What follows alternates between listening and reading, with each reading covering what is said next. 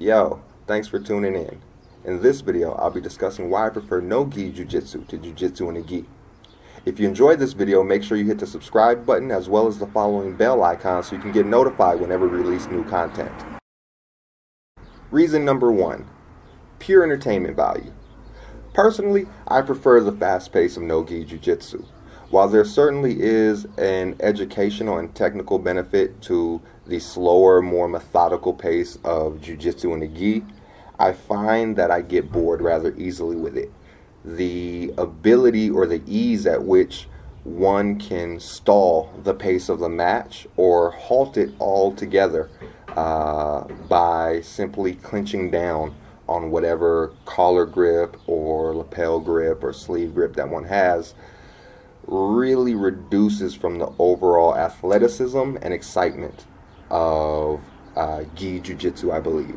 It's excellent for forcing one to kind of stay in the positions that they're not as good at, as those tend to kind of be the positions that they get trapped and stalled in. But I do find it less motivating or inspiring to make it to those type of classes. So, reason number 1, pure entertainment value. Following behind on reason number 1 with the same general theme of pace and speed is that I find that the pace in which actual fights occur are much closer to that of no-gi jiu-jitsu. Most people don't have any grappling experience. They don't know anything about lapel grips or collar grips, underhooks, all this stuff.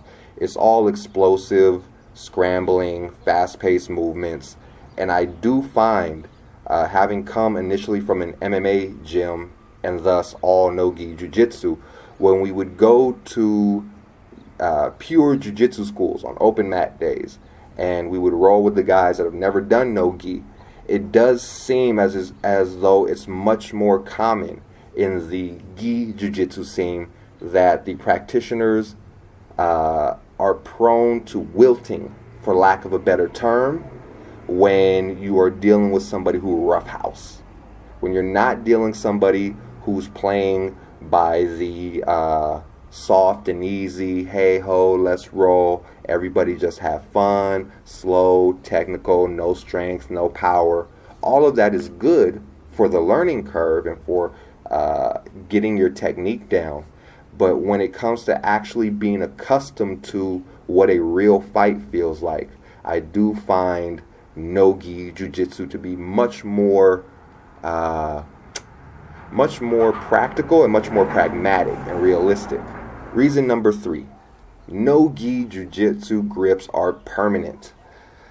One of the things I dislike, or rather, perhaps dislike is too strong of a word. One of the things that maybe rubs me a little the wrong way with practicing purely in gi jiu-jitsu is I do find gi jiu-jitsu practitioners become reliant upon using their grips, the lapel grip, the sleeve grip, the cuff of the pants, so on and so forth.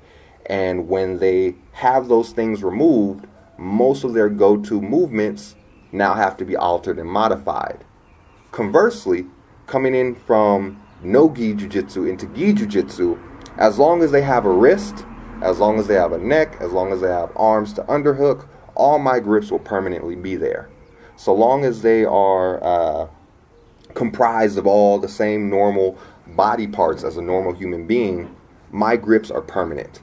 And I do find it easier to apply my no-gi grips when I'm going against pure gi guys, even when I'm in the gi, than I do vice versa. Lastly, reason number 4, less risk to fingers and toes.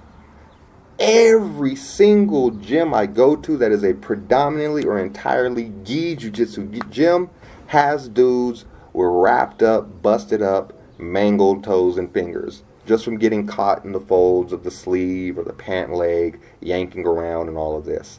I can't say I can say the same thing for MMA gyms and gi jiu-jitsu gyms. The lack of fabric to get tangled up in not only doesn't slow down the fight, but it also minimizes risk of injury.